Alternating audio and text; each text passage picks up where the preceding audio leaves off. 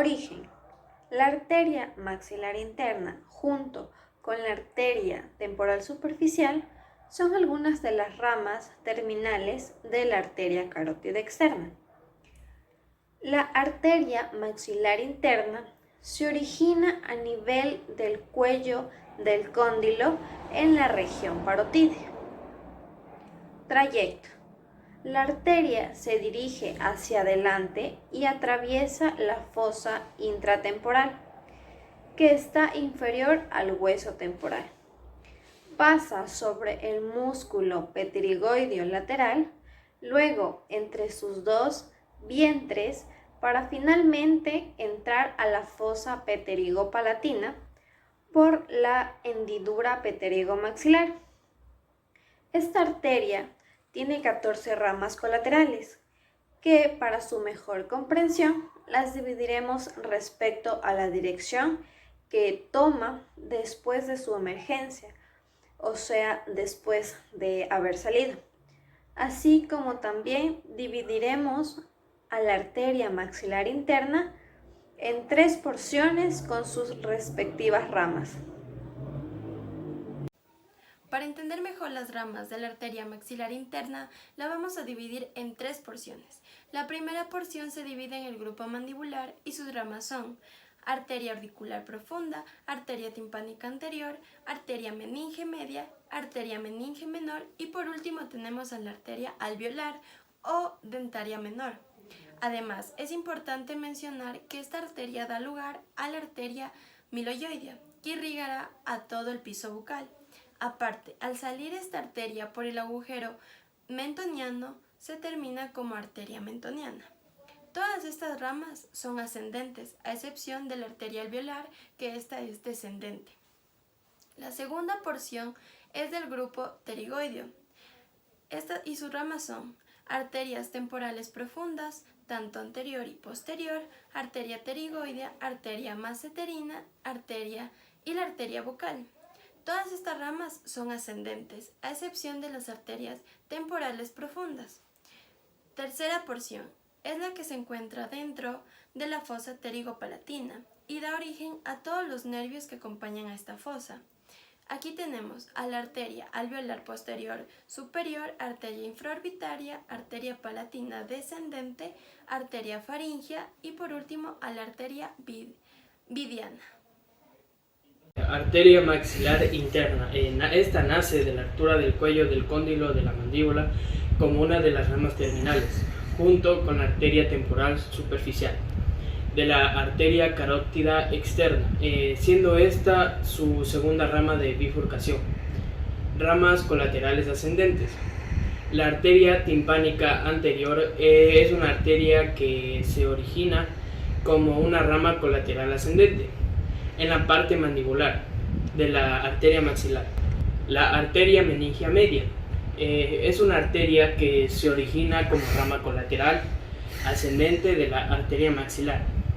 La arteria meningia accesoria, esta puede ser identificado como el pedículo responsable del suministro de sangre, de los meningiomas de la fosa antemporal y posiblemente incluso en los tumores del ganglio de Gassi. Las arterias temporales profundas anterior y posterior son dos arterias que se originan en la segunda porción de la arteria maxilar y asciende entre el músculo temporal y el hueso. Ramas colaterales descendentes.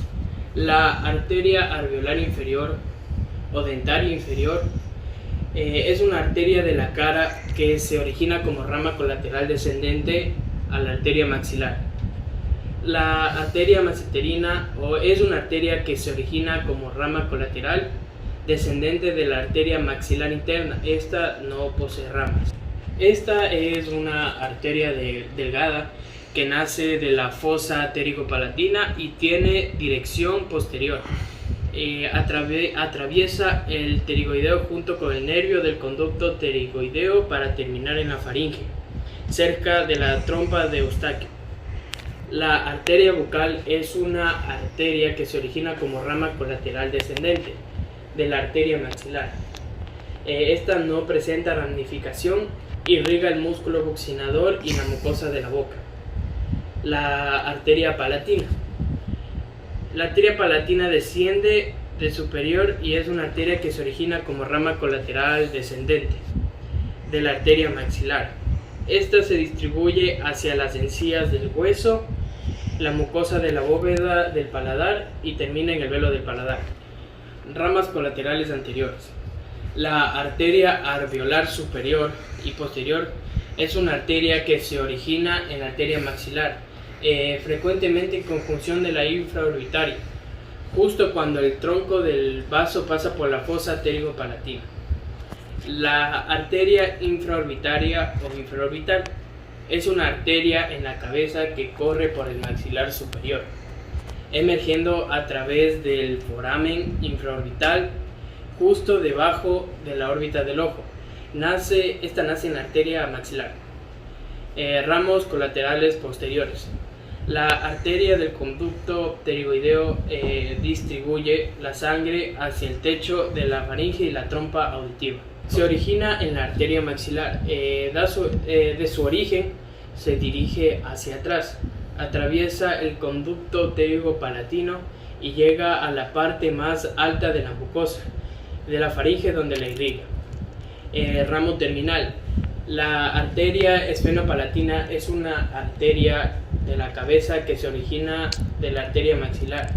Se distribuye hacia las estructuras adyacentes de la cavidad nasal y nasofaríngea. La arteria maxilar interna se encarga de llevar la sangre a una área extensa que se resume en cada una de sus colaterales. Mnemotecnia. Colaterales. Ascendentes, time-mete-ten, timpánica, meninge media, meninge menor, temporal, profunda, anterior. Descendente, dama-butepa, dentario inferior, maseterina bucal, pterigoideo palatino superior. Anteriores, alsum, alveolar y suborbitaria. Posterior, bipepta, vidiana, pterigoideo palatino. Rama terminal, esfenopalatina. Irrigaciones. Para esta primera porción que comprende la aurícula profundo, timpánica anterior, meningia media, meningia menor y alveolar inferior, el recorrido de estas áreas inicia en los dientes y en las encías inferiores, luego pasa a la mandíbula, luego superficialmente a los músculos masticadores, el músculo del tensor del velo y a la articulación temporomandibular. Dejando de lado esta zona bucal, empezamos a subir hacia la región del oído, donde continúa con la oreja, el conducto auditivo externo, la membrana del tímpano y el oído medio. Y luego se adentra hacia el cráneo con meninges, huesos de la base y termina saliendo por la órbita. Luego tenemos la segunda porción, que está comprendida por arterias temporales profundas, anterior y posterior, la arteria pterigoidea, la maseterina y bucal.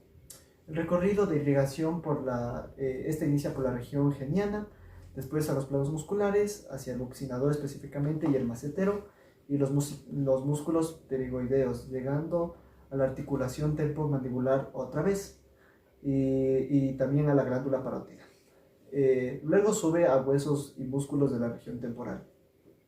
Tercera porción. Esta está comprendida de la arteria alveolar posterior superior, la arteria infraorbitaria, la arteria palatina descendente, la arteria faríngea y la arteria vidiana. Esta irrigación inicia en los dientes y en las encías superiores de la región bucal, para continuar con el hueso maxilar hacia los senos maxilares y la región geniana. Luego asciende por la nariz hasta el techo nasal, donde pasaremos al sacro lagrimal, a la órbita y finalmente al párpado inferior. Finalmente esta desciende por el seno esfenoidal, nasofaringe y pasa por la trompa auditiva hasta el oído medio. Por último, después de ver los 14 ramos, tenemos una rama terminal de esta arteria maxilar interna. Esta ingresa por el agujero esfenopalatino y penetra a la fosa nasal, y esta se convierte en una arteria esfenopalatina que termina irrigando la cavidad nasal, al paladar y a los senos paranasales.